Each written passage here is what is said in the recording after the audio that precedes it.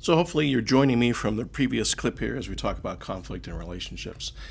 And I'm also hoping that we've been able to maybe dispel the myths of conflict with you and have you realize that conflict is a necessary communication tool. People who engage in good conflict, who fight the good fight, advance their relationships. They have a deeper appreciation and understanding of each other. And they are much more efficient at taking care of all the issues and problems that life is going to keep throwing at you no matter what's going on. This is a very valuable tool for you to learn. So toward the end of this clip, I'm going to get into the how to fight the good fight here with that. But before we do so, I want to go through and take a look at some conflict approaches, both negative and positive, and kind of contrast them against each other. So we might be able to identify maybe some of the less functional ways we engage in conflict and how we can go through maybe and improve on those and what's going on. Okay. The first thing, though, before we get into any of that, is understanding, or at least assessing, whether or not what we're fighting about is content-oriented or it's relational-oriented. Content-oriented kind of stuff is just the physical, worldly things that we're dealing with on a day-to-day basis, and it's the car payment, it's the commute going in, it's what we're going to have for dinner tonight. It's all these kinds of little things that might have a tendency to kind of stack up on us and turn into some type of a content conflict. Like, you didn't check the oil in the car. And now we're suffering some engine damage as a result of that. Okay, well, so that becomes content. Okay, a relational conflict might be something where we have lost trust in the relationship. We've discovered maybe an infidelity going on. Maybe we found out that they don't like our mother as much as we thought they did. Okay, there's some serious stuff and some not so serious stuff here.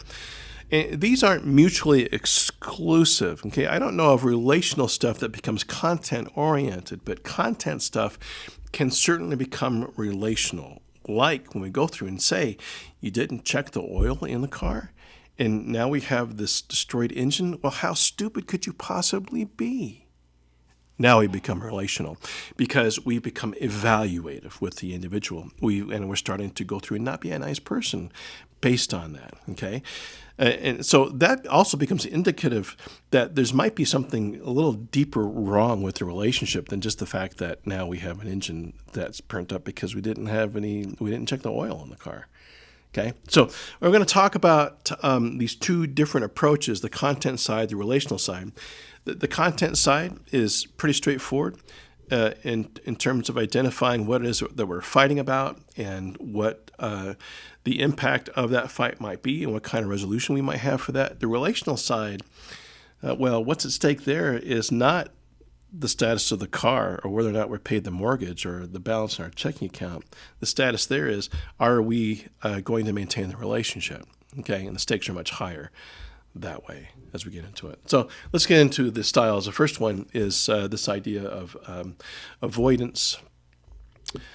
And the antithesis to that is encounter. Okay, we don't like conflict for the very myths that I talked about in the previous clip. And so we'd rather avoid that. And you know what? Some of that's, honestly, it's justified.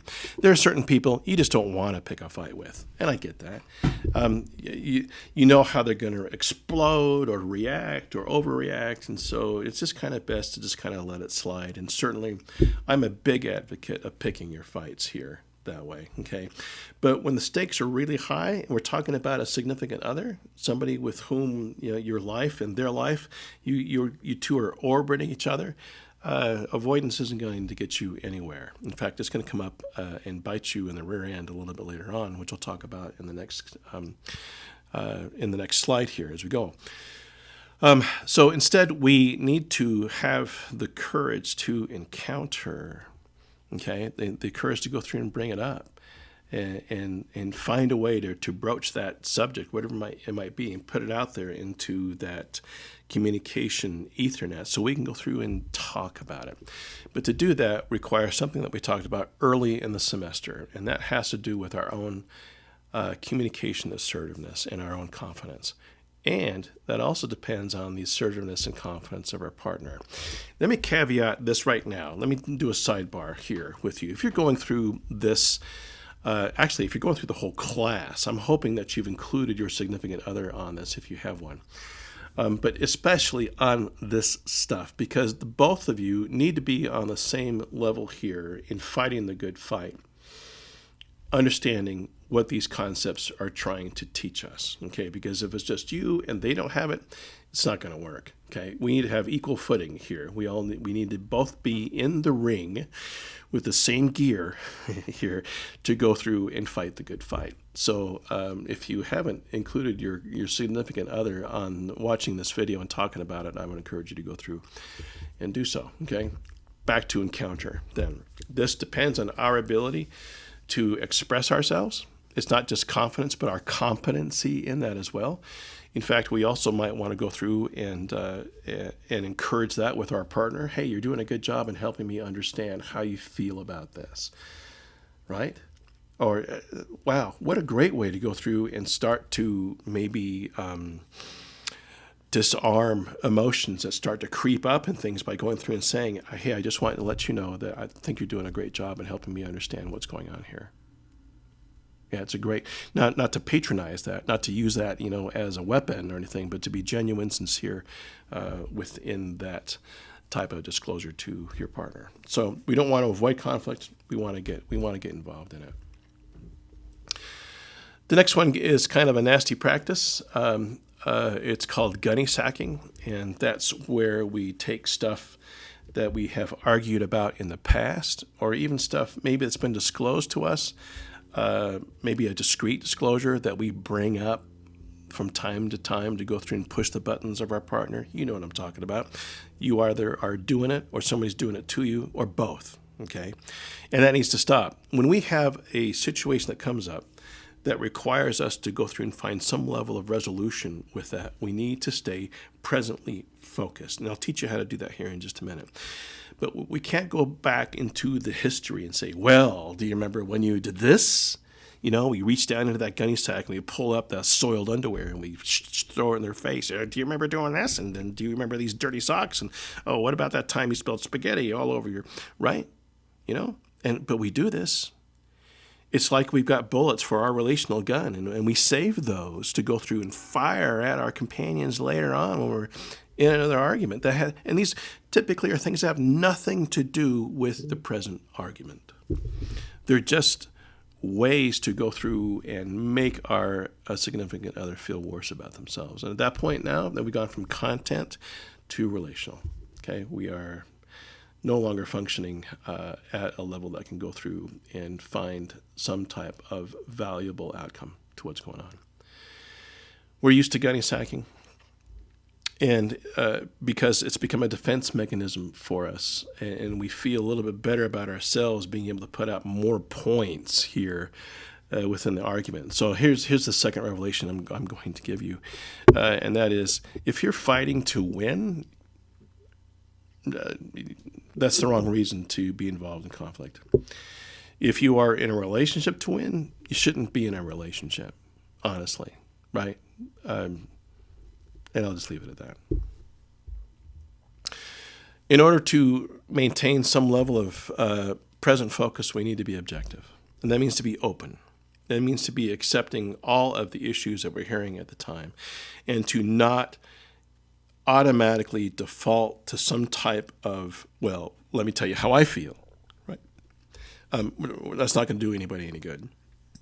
We need to, in our objectivity, allow the whole issue to be disclosed, to be talked about, to be put out there in our objectivity, and to withhold any judgment, to withhold any kind of evaluative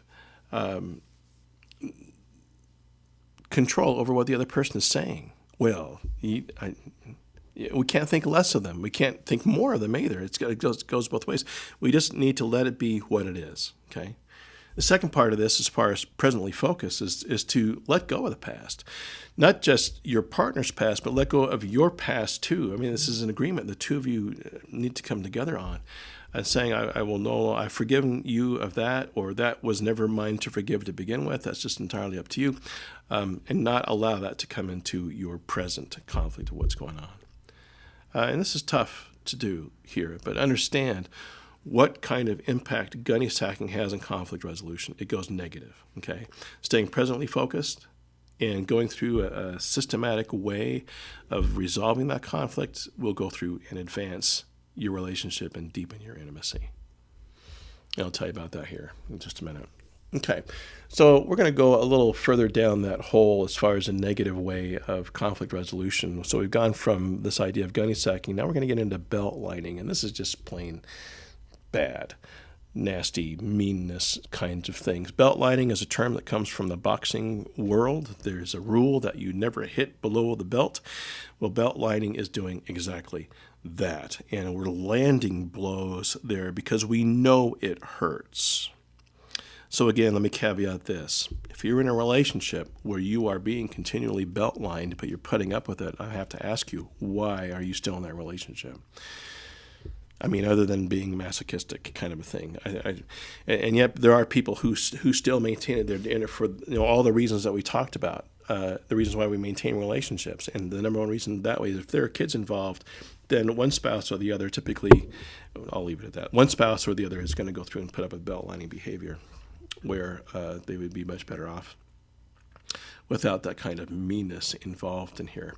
And I have to caveat one more thing with that here. All of these strategies that I'm talking about within this clip deal with some foundation of normalcy. That's probably not even the right word.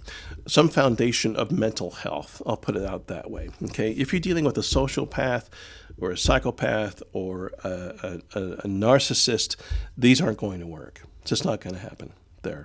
If you're dealing with somebody who is involved in addictive behaviors, these are marginal at best, and that's where you need to get some kind of professional intervention as well.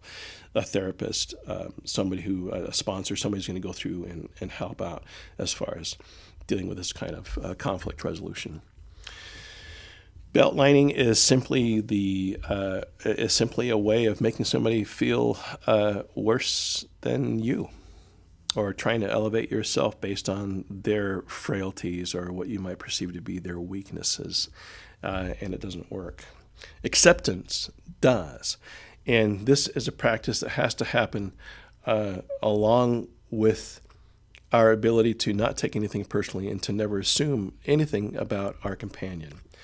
It demands us to respect what the differences are that exist between us, okay? But at the same time, it asks us to find out, what do we have in common? What can we do here? We're already agreeing on 70% of this issue, so what remains here in the 30% that maybe we can compromise on, or we can acquiesce, or do what needs to be done in order for us to go through and move on?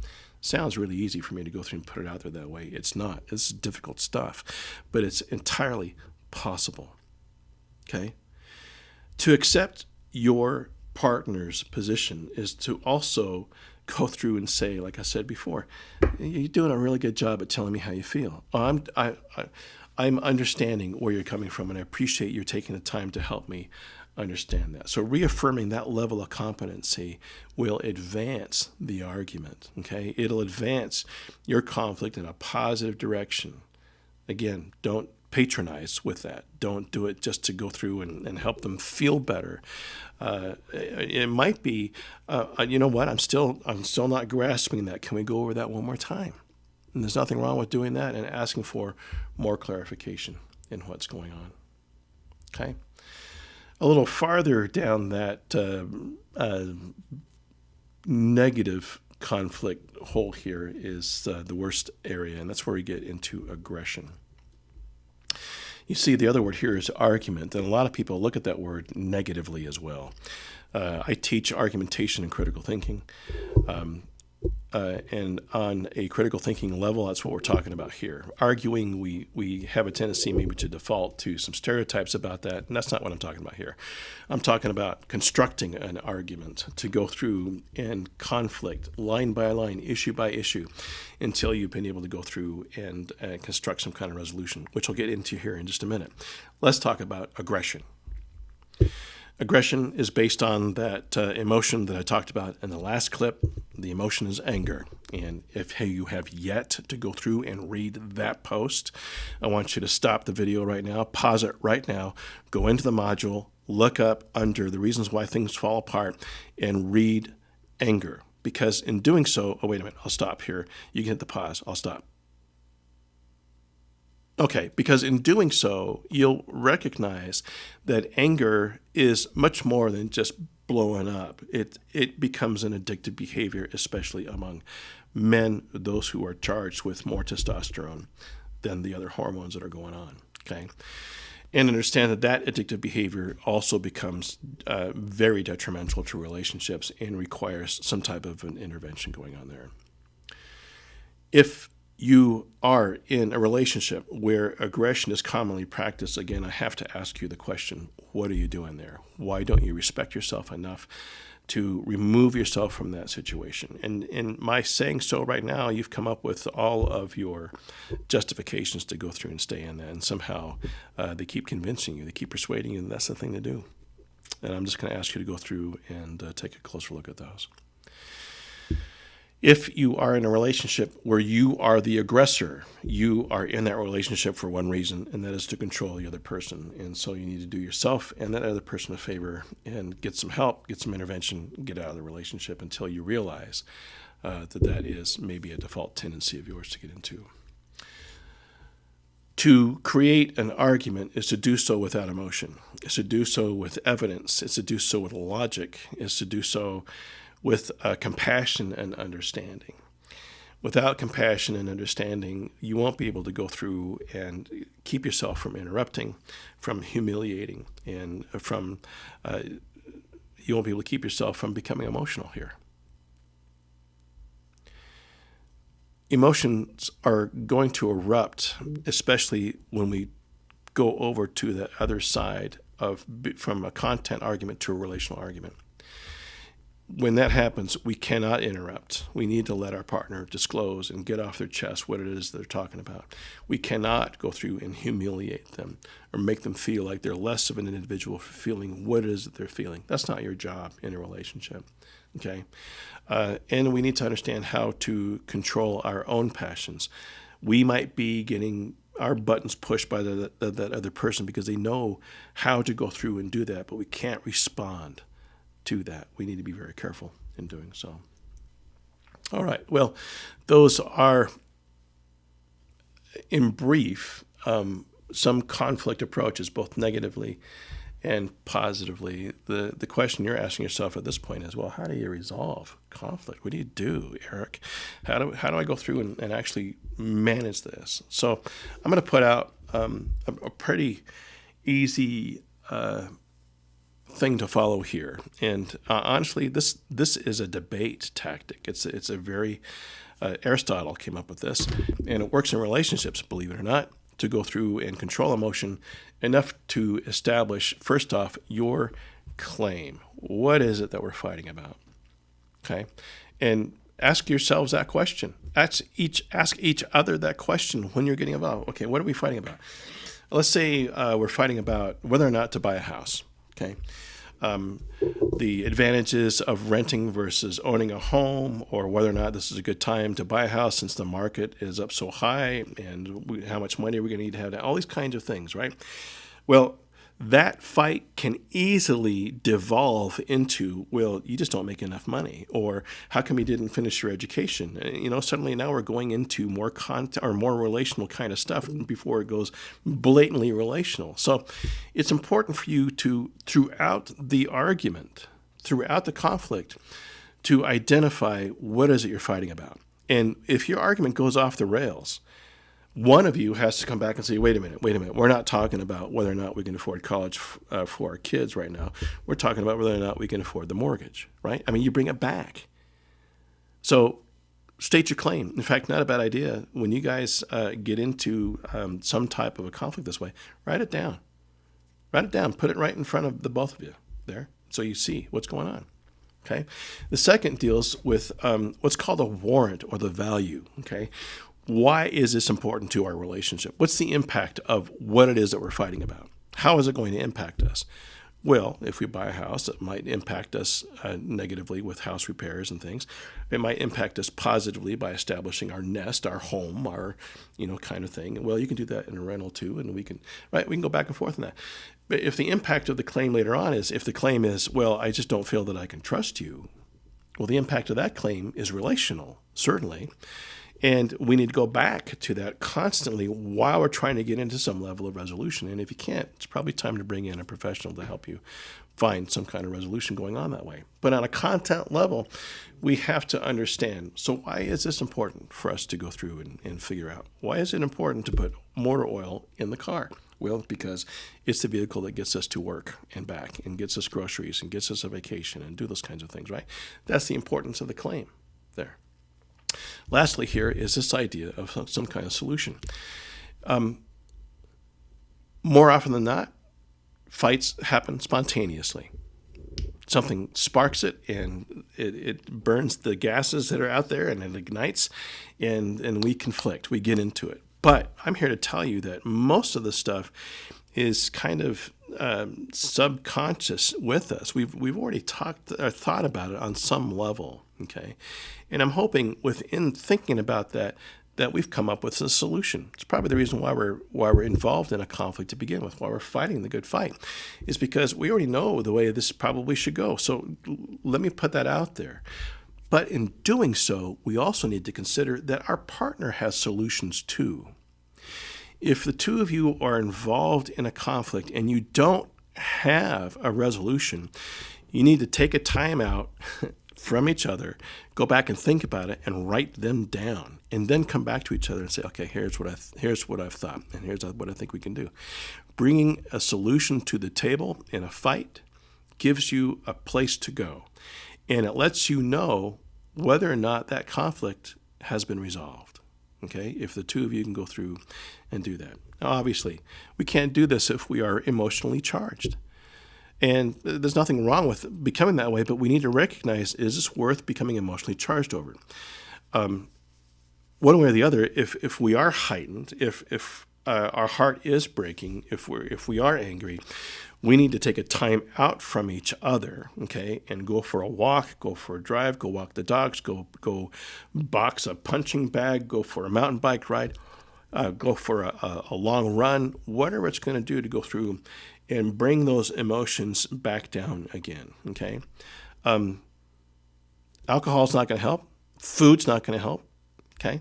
It's going to help. It's going to make you feel worse, actually, later on, either of those.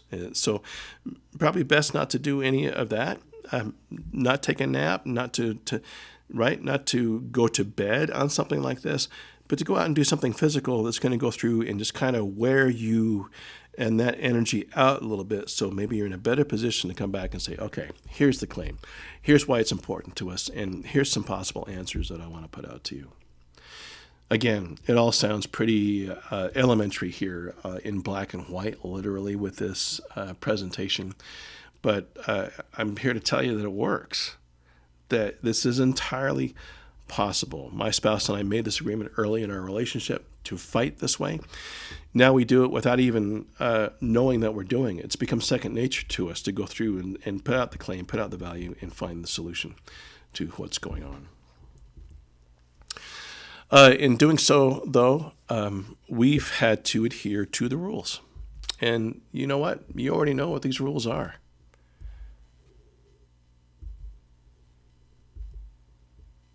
I can't stress this enough. If you come away with nothing other than understanding the 4 agreements from this interpersonal class, then I've done my job. Because all 4 of these hark back to all of the content we've been talking about here for the last 15 weeks. It's not easy. Anybody who ever told you that a marriage should be easy, that if you're fighting, there's something wrong. If you're not fighting, it must mean you have a perfect relationship. I tell students, if you're not fighting, somebody's lying, because nobody gets along that well. It just doesn't happen. And I realized, there's a honeymoon phase to things. You've gone through this with your charting your relational stages where neither of you could do any wrong. But after 6 months or so, man, that dissipates. Or if certain pressures are put onto your relationship, that goes away very quickly. And then you realize, well, we're not the perfect couple. I hate the word perfect. It's a myth. If there was any myth in terms of relationships, it's that idea. There's no such thing as a perfect relationship. The sooner you have the ability to embed within yourself, not within anybody else, but within yourself, these rules, these 4 agreements, the sooner you can go through and enjoy a highly functional relationship.